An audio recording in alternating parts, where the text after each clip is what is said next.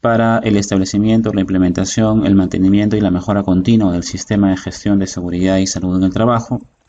Hemos hablado sobre 7.2, donde la organización debe definir las competencias necesarias para que las actividades se puedan realizar de la mejor forma. Asimismo, en esta cláusula que vamos a comentar el día de hoy, la subcláusula 7.3, a la cual tiene el nombre de toma de conciencia. En toma de conciencia ya no se trabaja temas de conocimientos, no se trabaja temas de experiencia del trabajador, eso lo trabajamos en competencias. En 7.3 estamos hablando ya netamente del tema de sensibilización. Bueno, habíamos comentado que de nada sirve tener un trabajador que conozca muy bien la operación de una máquina, que conozca y sea muy preparado en el tema de conexiones eléctricas quizás, pero que no sea sensible al tema de seguridad y salud en el trabajo. El tema de competencia y el tema de sensibilidad tienen que ir de la mano. Son dos puntos complementarios. La norma lo tiene competencia 7.2 y toma de conciencia en 7.3. Vamos a dar lectura de lo que menciona la norma en esta subcláusula 7.3, toma de conciencia. La norma señala que los trabajadores deben ser sensibilizados y tomar conciencia de. Hay que sensibilizar a la persona, de tal manera de que la persona con ese proceso de sensibilización tome conciencia sobre la política de la seguridad y salud en el trabajo y los objetivos de la seguridad y salud en el trabajo.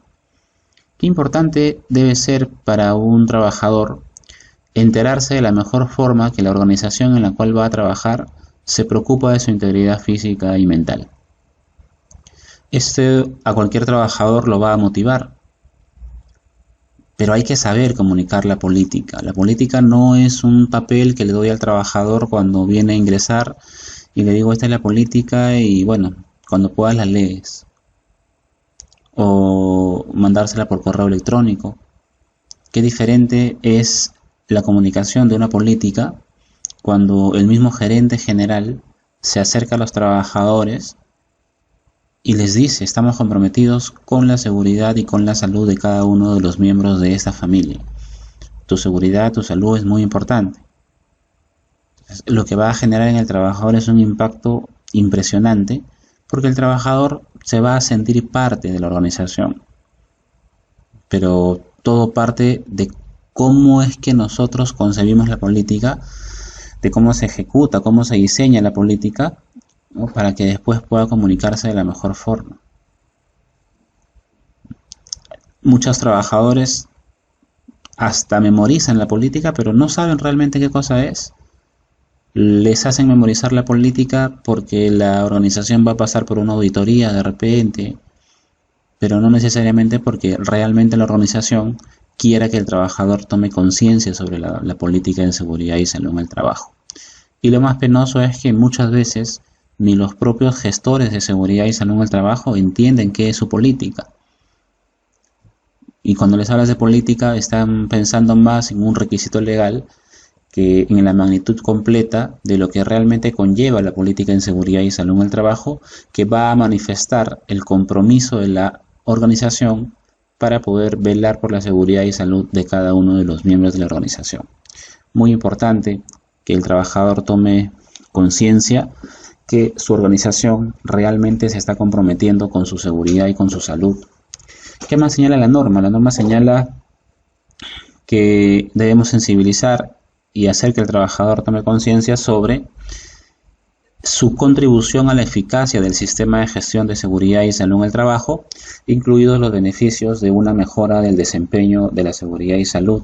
Qué importante debe ser para el trabajador saber que su contribución ha sido importante, que el hecho que el trabajador nos haya reportado una condición insegura nos haya llevado a tomar una acción que va a prevenir que ningún trabajador se accidente.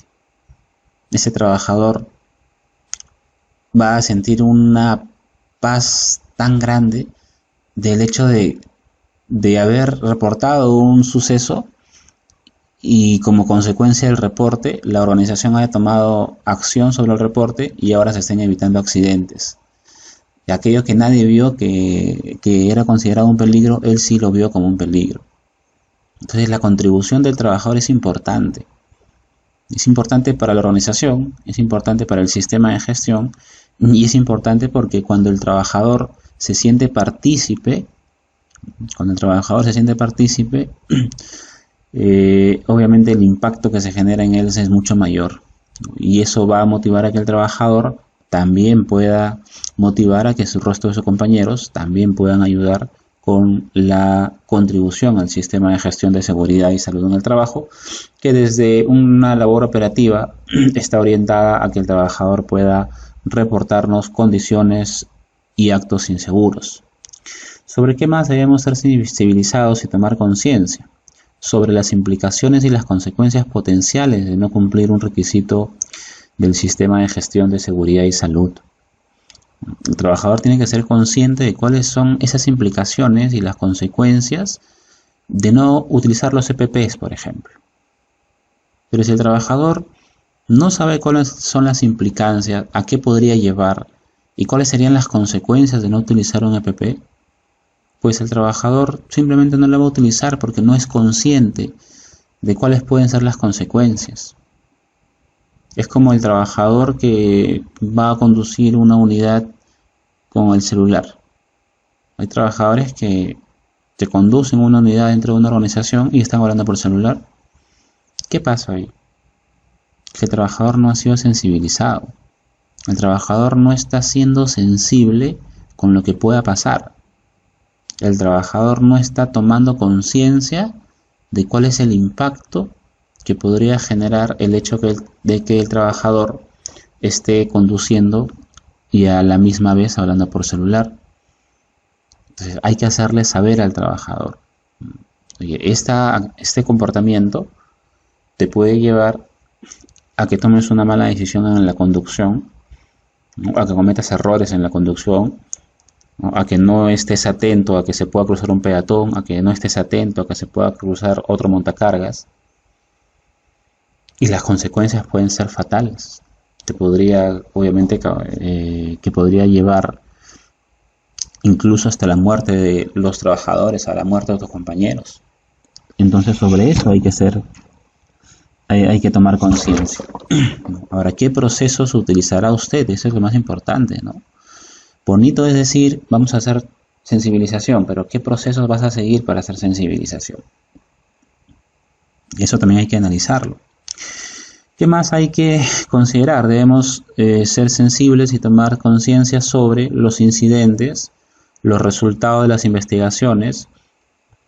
Y esto es importante porque si el trabajador no está sensibilizado y no toma conciencia sobre los incidentes, que para la norma conlleva el hecho que el trabajador no haya sufrido lesión o el hecho que el trabajador sí haya sufrido un accidente. Los resultados de las investigaciones. Hay muchos colaboradores que son partícipes de las investigaciones, pero para ellos es una chacota y media el hecho que otro trabajador se haya accidentado. Porque el trabajador no está siendo consciente, no ha sido sensibilizado sobre la importancia que tiene un proceso de investigación de accidentes. Es fundamental porque en ese proceso de investigación de accidentes es que vamos a tomar medidas correctivas para que ese accidente no vuelva a ocurrir. Si el trabajador es consciente de que vamos a evitar más accidentes, si el trabajador es consciente que esa situación se puede mejorar, si el trabajador no es consciente, obviamente no le va a dar la importancia. ¿Sobre qué más tiene que ser consciente y ser sensibilizado el trabajador? Sobre los peligros, sobre los riesgos para la seguridad y salud en el trabajo y las acciones determinadas.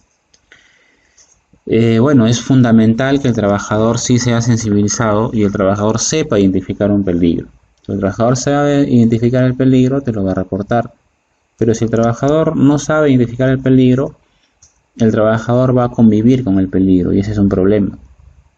El hecho de que no debemos permitir que el trabajador conviva con el peligro, porque en esa convivencia, en ese día a día, ya el trabajador se olvidó que eso hace daño y en cualquier momento se puede accidentar.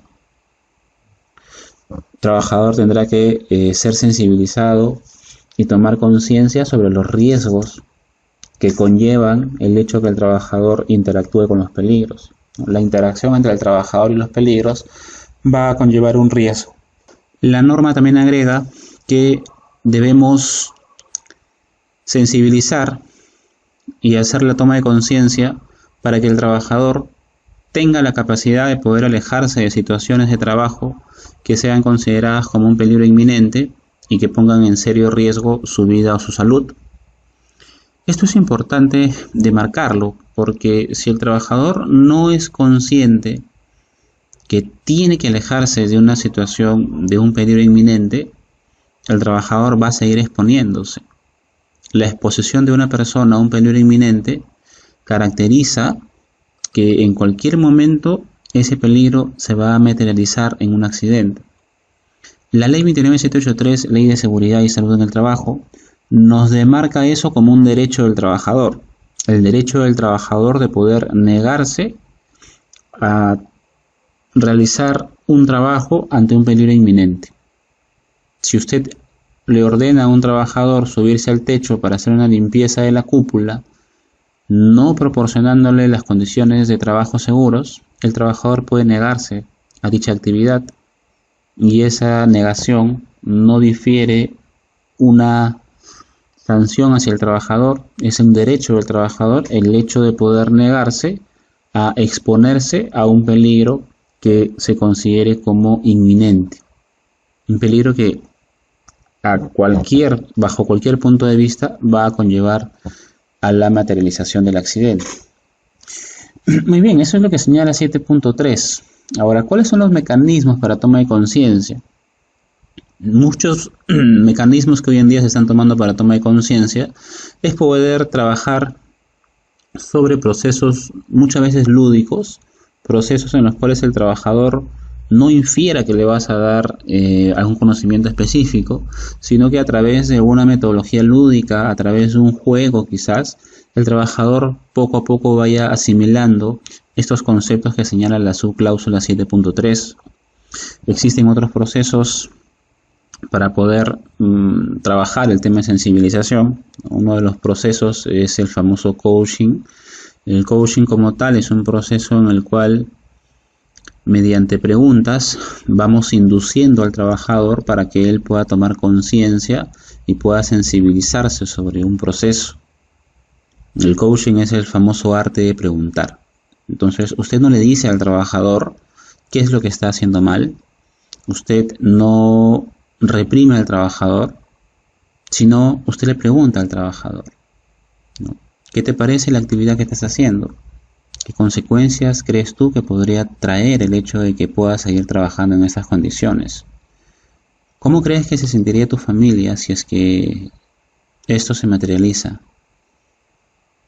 Las preguntas van a cuestionar el propio comportamiento del trabajador, ¿no? Y ese es esta es una de las tendencias que hoy en día se está manejando a nivel de organizaciones, ¿no? A nivel de organizaciones se está trabajando muchísimo el tema de coaching, y el tema de seguridad y salud en el trabajo no es ajeno a esto. Es una herramienta muy importante, es una herramienta muy potente que nos va a ayudar a que el trabajador pueda tomar conciencia sobre las actividades que está haciendo y obviamente poder sensibilizarla alineando los requisitos de esta subcláusula 7.3. Muy bien, ¿qué más tenemos nosotros? Vamos ahora con lo que señala la norma en la subcláusula 7.4. Esta subcláusula 7.4 tiene por nombre comunicación. Esta subcláusula 7.4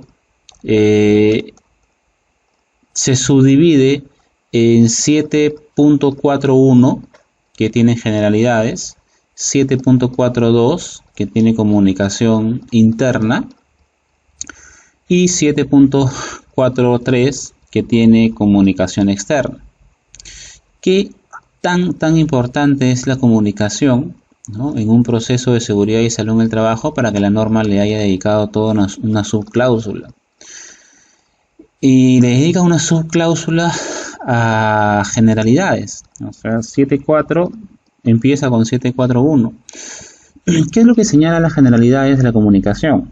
Señala de forma textual que la organización debe establecer, implementar y mantener procesos necesarios para poder realizar comunicaciones internas y externas pertinentes al sistema de gestión de seguridad y salud en el trabajo, incluyendo la determinación de qué se va a comunicar, cuándo se va a comunicar, a quién vamos a comunicar, internamente entre los diversos niveles de la organización, entre contratistas, visitantes, entre otras partes interesadas, y cómo vamos a comunicar. La organización debe tener en cuenta aspectos de diversidad como género, idioma, cultura, alfabetización, discapacidad o alguna consideración para el efecto de que la comunicación sea la más adecuada. Asimismo, la organización debe asegurarse de que se consideren los puntos de vista de las partes interesadas externas al establecer comunicación con ellos. Asimismo, al establecer sus procesos de comunicación, la organización debe tener en cuenta los requisitos legales y otros requisitos. Asimismo, asegurarse que la información de seguridad y salud en el trabajo a comunicar sea coherente con la información generada dentro del sistema de gestión de seguridad y salud en el trabajo. ¿Qué es lo que nos está dando a entender las generalidades de la comunicación en 741? Primero, que cualquier aspecto en seguridad y salud en el trabajo tiene que comunicarse. Y esta comunicación es muy importante, lo habíamos enmarcado ya en la introducción al curso, y es considerada también por la norma al inicio como un factor clave de éxito, la comunicación. Y esta comunicación la vamos a establecer mediante un proceso que lo podemos sistematizar en un procedimiento. Por eso es que 7.4 automáticamente nos hace pensar en cuál es el procedimiento de comunicación. Ahora, ¿cómo diseñamos un proceso de comunicación? Debemos empezar a trabajar en principio con 7.41, ¿no? Donde nos menciona qué es lo que tiene que incluir el proceso de comunicación. Y lo que debe incluir el proceso de comunicación lo tiene muy claro, ¿no? El primero, ¿qué vas a comunicar? ¿Qué deseas comunicar? ¿Cuándo vas a comunicar?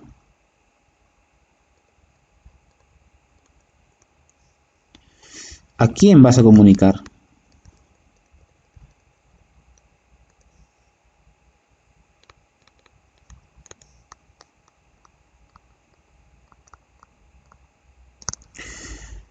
¿Y cómo vas a comunicar?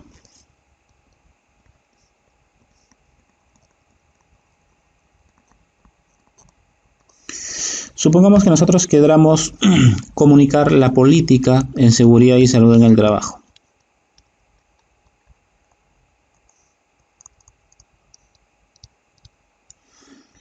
¿Cuándo se comunica esa política? ¿Cuándo comunicamos normalmente una política en seguridad y salud? En principio, al ingreso del trabajador. Obviamente estamos hablando al ingreso del trabajador a hacer las labores dentro de la empresa, ¿no? Todo trabajador nuevo automáticamente recibe la política. ¿Cuándo más comunicamos la política? Cuando exista alguna actualización o algún tipo de modificación en la política. Aunque es bastante raro modificar la política, pero si es que hubiese o si existiese algún tipo de modificación, también debemos comunicar esa actualización. ¿A quién vamos a comunicar? Bueno, la política sí necesita ser comunicada a toda la organización. Necesita ser comunicada a toda la organización. Tanto internamente como externamente, porque podemos tener trabajadores que laboran en provincias, hay que comunicarles también la política. Y ese proceso de a quién comunicar, ¿no? La política sí es importante, por ejemplo, que la conozcan todos nuestros trabajadores, pero también nuestros contratistas. Entonces, ¿a quién más voy a comunicar la política? También se la voy a comunicar a los contratistas. También se lo voy a comunicar a los visitantes, entre otros, ¿no? ¿Cómo vamos a comunicar? Bueno, depende. Si es que voy a comunicar a mis contratistas, será por mi página web, a través de correo electrónico.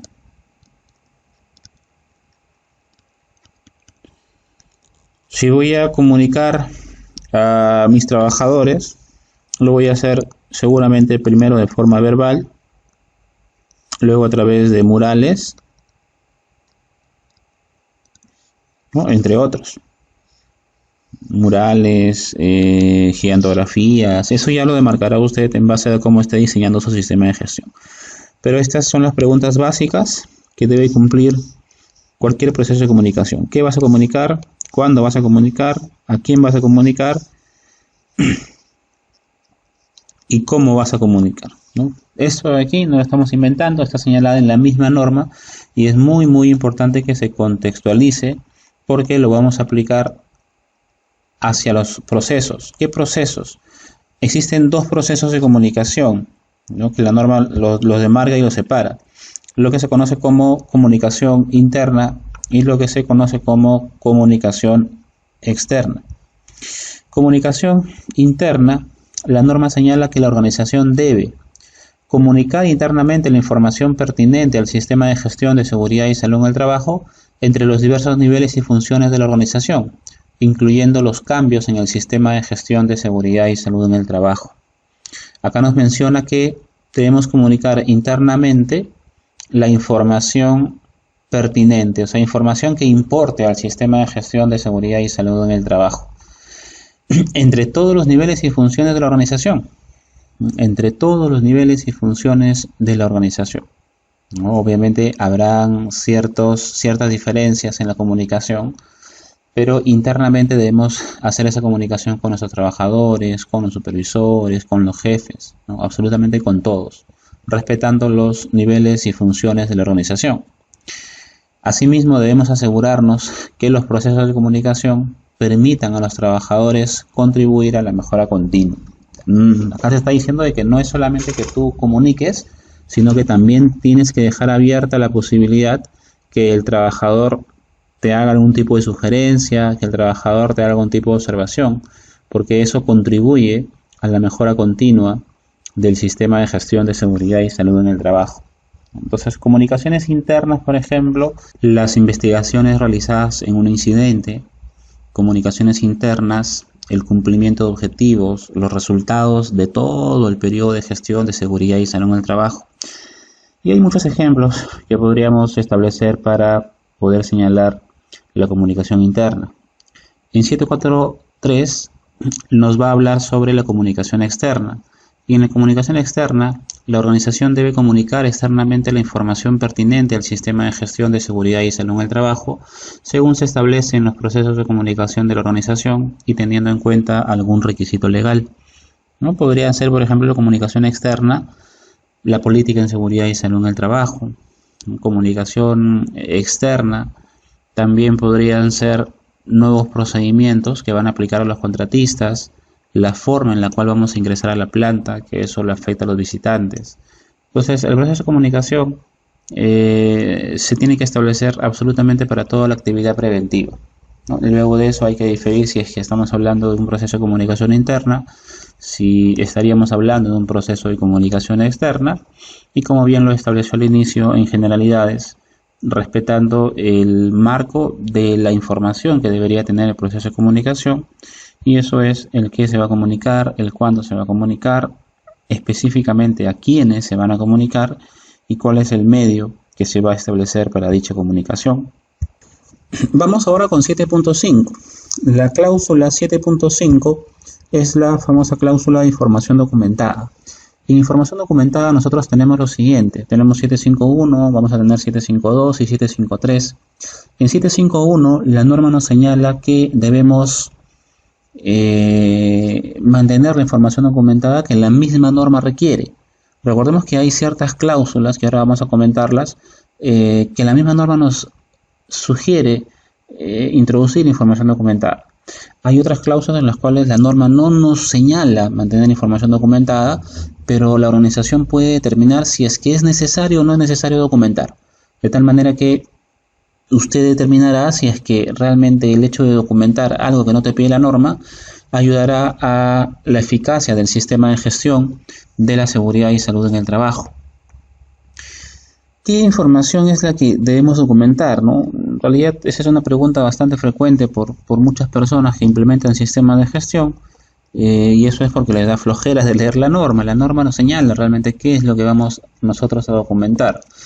La organización debe mantener como documentos información documentada que demuestre el cumplimiento del sistema de gestión de la seguridad y salud en el trabajo.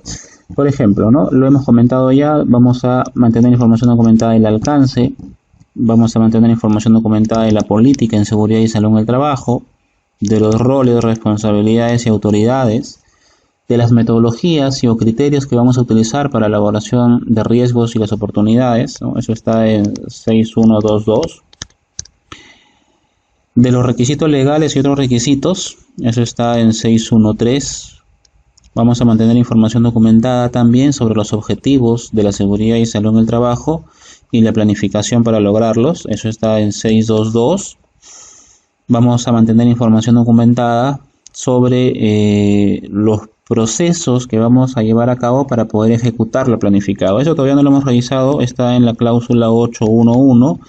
Y también los famosos planes para responder ante una emergencia potencial. Eso está en 8.2, ¿no? Estas cláusulas son requerimientos de la norma para efectos del cumplimiento de la misma, ¿no? Es una obligación entonces mantener información documentada sobre cada uno de estos acápites. Asimismo, la organización tendrá que determinar si es necesario o no es necesario agregar información documentada sobre algunos procesos. La organización debe definir entonces qué podría estar documentando y qué no necesariamente documentar, ¿no? En la medida en que obviamente la documentación aumente la eficacia del sistema de gestión. Por ejemplo, puede usted agregar información documentada, mas no es una obligación de la norma, de 5.4. Recordemos que en 5.4 se establecen mecanismos para poder trabajar la consulta y participación de los trabajadores. Podemos agregar información documentada para responder a las comunicaciones internas y externas, que es lo que acabamos de comentar hace un momento, ¿no? La cláusula 7.4. Podemos también agregar información documentada en procesos para eliminar peligros, reducir riesgos, para la gestión de cambio, eso está en 813, la famosa gestión del cambio, vamos a comentarla cuando lleguemos a ese punto. Podemos agregar información documentada también para poder controlar las compras de productos y o servicios, eso está en 814, entre otros. Entonces hay cláusulas en las cuales sí la norma me pide un requerimiento de poder documentar, y hay cláusulas de la norma donde usted tendrá que decidir si es que realmente la información que usted pueda documentar ayuda a la eficacia del sistema de gestión de seguridad y salud en el trabajo, ¿no? Eso ya usted lo determina como organización. 7.52 nos va a hablar sobre la creación y actualización de documentos.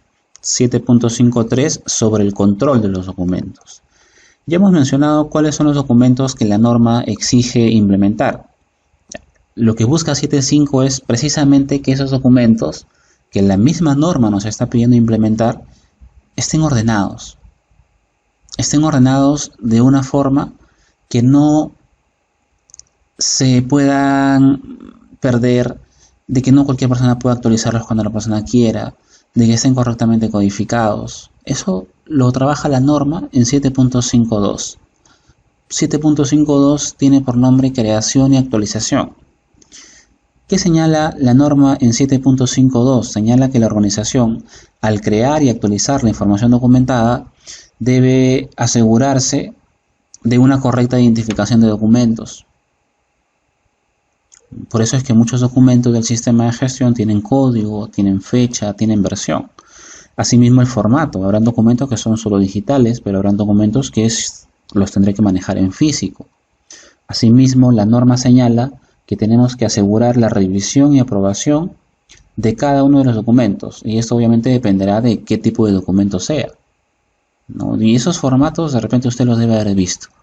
No hay documento del sistema de gestión que no esté codificado, que no tenga una revisión o que no tenga una aprobación. 7.5 puede ser una cláusula que nosotros implementemos antes de todo el sistema de gestión. ¿Por qué? Porque ya cuando usted empieza a implementar el sistema de gestión y va a implementar el alcance, ya es el primer documento. Entonces, ¿cómo va a ordenar el documento? Es preferible que cuando nosotros implementemos el sistema de gestión, trabajemos primero 7.5, porque 7.5 nos va a dar las bases para poder ordenar absolutamente todos los documentos que el sistema vaya generando. 7.53 nos va a hablar sobre el control de documentos. Señala la norma: la información documentada requerida para el sistema de gestión de seguridad y salud en el trabajo se debe controlar. Tiene que estar disponible y para un idóneo uso de las partes interesadas tiene que estar protegida adecuadamente, ¿no? Hay documentos que uno no los puede poner así nada más en la red, porque de repente el área de calidad lo lee, lo modifica y de repente el área de mantenimiento vuelve a modificar. Entonces no hay un orden sobre el control del documento. Hay documentos que pueden quedar obsoletos, pero si es que no se comunicó adecuadamente y no hay ninguna seña en el documento que el documento ya es obsoleto, de repente el área de calidad está trabajando con un documento actualizado y el área de producción con un documento desactualizado, un documento obsoleto. Entonces hay que tener un control adecuado sobre la información documentada. Muchas organizaciones implementan, como repito, 7.5 antes de empezar a implementar todas las cláusulas de la norma. Y eso sí es interesante porque 7.5 nos va a permitir ordenar toda la información que vaya generando el sistema de gestión de la seguridad y salud en el trabajo. Muchos diseñan su famoso instructivo para los documentos, ¿no? Y eso será algo que usted tendrá que manejar con su organización. Tendrá que alinearse usted de repente a lo que ya está trabajando calidad, a lo que ya está trabajando medio ambiente, para que todo se pueda trabajar dentro de que no exista algún tipo de confusión, de que el área de seguridad no tenga sus formatos, el área de calidad los suyos, ¿no? Todo sea homogéneo. Entonces, en esta cláusula 7.5 vamos a ordenar los documentos. Y el orden de los documentos parte desde el formato del mismo. Entonces, acá, por ejemplo, se está señalando en una reunión, porque esto es parte de una reunión que se hace con los jefes, la forma en la cual se van a llevar los documentos. Entonces, ese jefe de calidad, cuando haga un instructivo, no le va a colocar el tamaño de letra que quiera, el tipo de letra que quiere, ¿no? Y va a inventar su formato. No, ya todos trabajamos sobre el mismo esquema, todos trabajamos sobre el mismo molde. Entonces, aquí en 7.5 vamos a señalar precisamente eso, ¿no? Entonces, todos ya sabemos que, por ejemplo, el logo va a la izquierda, en la parte del centro superior va el nombre, el tipo del documento, abajo va el nombre del documento, a la derecha de repente va el código, la versión, en qué página el documento está, cómo vamos a codificar los documentos, ¿no? Si yo veo acá, por ejemplo, un PO significa que estoy frente a un procedimiento. Si de repente veo un IN, sabré que estoy frente a un instructivo. Acá dice POSS, PO procedimiento, SS, es un procedimiento del área de seguridad y salud. Entonces de repente encuentro un INRH, IN instructivo, una instrucción de que RH de recursos humanos. Entonces eso es importante ordenar, es fundamental para cualquier sistema de gestión que la propia gestión se haga de una forma ordenada, ¿no? Y acá a la derecha está el número correlativo asignado al documento, procedimiento 1, procedimiento 2, procedimiento 3. Estos solo son sugerencias. Incluso si es que se va a manejar documentación a nivel de sistema de gestión, también se controlan, no es una obligación, pero sí es una muy buena sugerencia controlar el contenido. Si vas a trabajar procedimientos de gestión, todos tienen el mismo esquema: el objetivo, el alcance, las definiciones, algún documento asociado a dicho procedimiento, el desarrollo, las consideraciones. Y bueno, siempre he mencionado siempre que hay algunas organizaciones que ya demarcan que todos sus procedimientos incluyen un diagrama de flujo. No es una obligación de la norma, tampoco es una obligación legal, pero es una muy buena sugerencia. Ya usted lo determina si es que realmente amerita o no amerita acompañar con un diagrama de flujo a su procedimiento de gestión. Eso lo demarca usted. Usted puede señalar en el instructivo: todos los procedimientos de gestión deben venir acompañados de un diagrama de flujo. Ahí. Entonces ya es una obligación, pero para tu propio sistema de gestión. Y es una de las mejores recomendaciones que se pueden hacer. Acompañar el procedimiento de gestión de un diagrama de flujo que le va a permitir a usted poder ubicarse rápidamente en el procedimiento, ver qué actividades le corresponde, ¿no? Y cómo se relaciona dicha actividad con las demás áreas. Eso es muy importante. Muy bien, bueno, eso es básicamente 7.5. En la parte final de los documentos, la lista de registros, anexos. Este es un formato, esto en realidad solamente es referencial. Ya en la parte final del curso yo le voy a proporcionar estos archivos, ¿ya? Yo le voy a proporcionar estos archivos ya en la parte final del curso, por si alguno de ustedes de repente desea verlos a detalle. Yo tengo el procedimiento, también en Word, ¿no? O sea, ese archivo que les mostré hace un momento es un archivo previo al documento final, es un archivo de coordinación con los jefes inmediatos, ¿no? Para poder ponernos de acuerdo de cómo se va a trabajar el documento. Y una vez que ya nos pongamos de acuerdo, ahora sí hacemos el documento, ¿no? Entonces acá está el documento. La presentación es solamente un resumen. Aquí ya están todo detalle. Exactamente lo mismo de la presentación, si usted se da cuenta, pero acá ya está detallito, ¿no? Es exactamente el procedimiento. Acá está, por ejemplo, lo de las copias controladas, ¿no? Acá está lo de las famosas copias controladas. En qué casos está permitido, por ejemplo, sacar una fotocopia a un documento, en qué casos no. En qué casos el documento ya es obsoleto. Ya todo eso lo va a manejar usted, ¿no? ¿Cómo voy a hacer mi diagrama de flujo? Oye, de repente ya todos sabemos que tiene que ir un diagrama de flujo, pero calidad maneja sus propias simbologías y seguridad las suyas. Entonces ya se genera un desorden.